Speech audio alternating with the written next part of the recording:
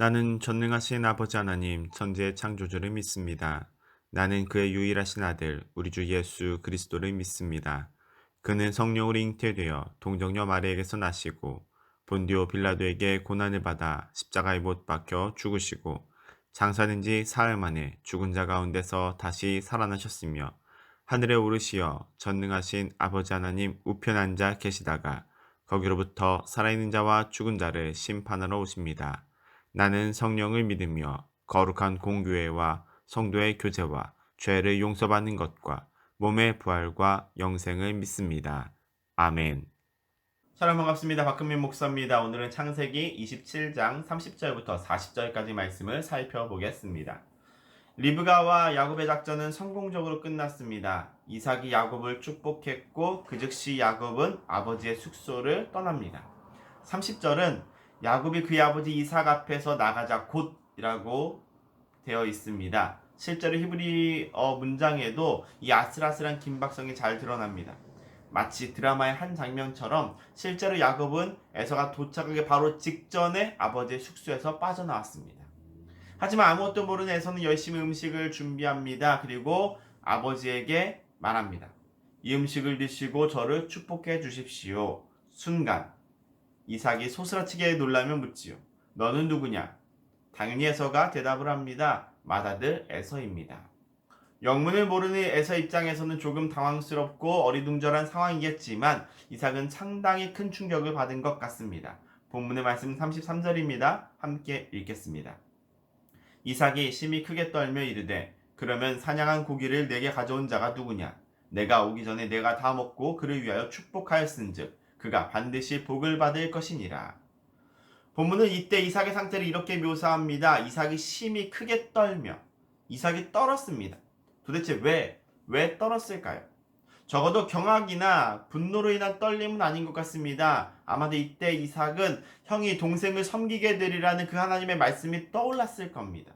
그는 에서를 축복하려고 했었던 자신의 얄팍한 계획이 하나님의 섭리 안에서 이미 묶여 있었다라는 사실을 순식간에 절감합니다.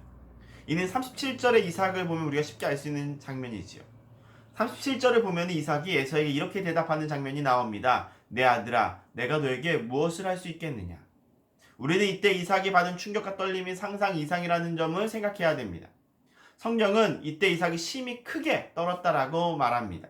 큰이라고 하는 형용사와 심이라고 하는 최상급 부사가 동시에 지금 사용되어지고 있습니다. 이삭이 마치 넋이 나간 표정으로 공포심을 느끼고 있는 장면을 우리가 상상하게 되는 것이죠. 이 짧은 순간에 이삭은 야곱의 사기극을 순식간에 깨달았을 겁니다. 하나님의 말씀이 떠올랐을 겁니다. 하나님의 크고 깊은 섭리를 실감했을 겁니다. 그래서 자신의 얄팍한 행동이 공포로 다가오게 되었습니다. 그럴 수 있어야 됩니다, 여러분. 잘못을 깨닫거든 떨 수 있어야 됩니다. 그리고 이삭처럼 바짝 엎드리는 것이 삶의 지혜입니다. 이삭은 순식간에 모든 것들을 판단 내릴 수 있었습니다. 그래서 그가 말합니다. 내가 너에게 무엇을 할 수 있겠느냐? 하나님이 섭리하신 내용을 내가 어떻게 바꿀 수 있겠느냐? 34절의 말씀입니다. 우리 이어지는 말씀 함께 읽겠습니다. 에서가 그의 아버지의 말을 듣고 소리질러 슬피 울며 아버지에게 이르되 내 아버지여 내게 축복하소서 내게 축복하소서 내게도 그리하소서. 에서가 통곡을 합니다. 솔직히 조금은 의외인 장면입니다. 에서는 이 장자권을 팥죽 한 그릇에 넘겨버렸던 인물입니다. 눈에 보이지 않는 장자권을 팥죽 한 그릇에 넘길 정도였으니까 아버지가 주는 축복 역시 눈에 보이지 않는 하나의 이벤트로 여길 법도 한데 의외로 그는 대성통곡을 하고 있습니다. 소리를 지르면서 슬피 울부짖고 있습니다. 34절의 표현은 이삭보다 에서가 훨씬 더 큰 충격을 받은 것처럼 우리들에게 묘사합니다. 34절에서 우리는 에서의 단말마의 비명을 듣습니다. 오늘 개역개정은 우리들에게 에서가 소리질러 슬피 울었다라고 번역을 합니다. 그리고 이전에 한글, 개역 한글 버전은 방성대곡했다라고 말했습니다. 어느 쪽이든지 간에 히브리어의 뉘앙스를 잘 번역해보려는 의도가 담겨져 있는 것 같습니다. 실제로 이 문장의 뉘앙스는 단순히 그냥 소리를 내어서 우는 정도가 아니라 심히 크나큰 그 쓰라린 부르짖음을 품고 있는 뉘앙스입니다.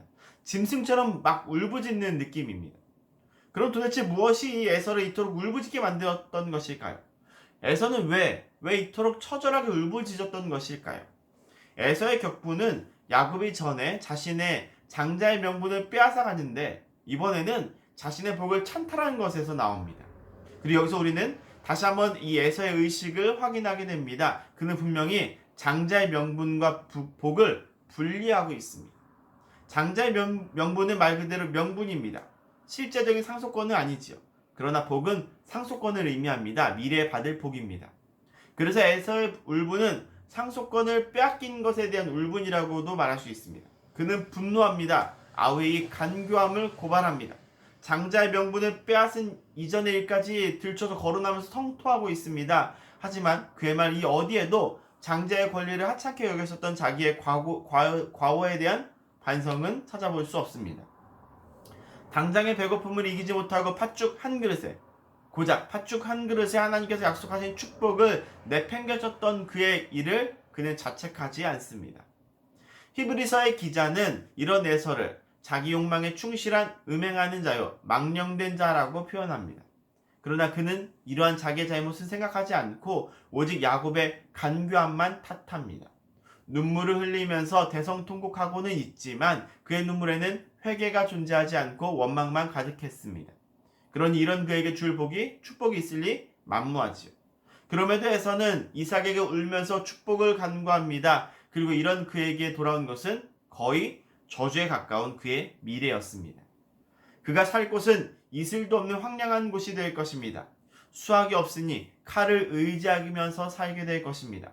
동생 야곱을 섬기게 되는 나라가 될 것입니다. 그나마 야곱이 목이 맨 멍에를 부술 날도 있을 것이다 라는 그 약속만이 오직 지금 그의 불타는 복수심에 아주 작은 위안거리가 됐을지 모릅니다.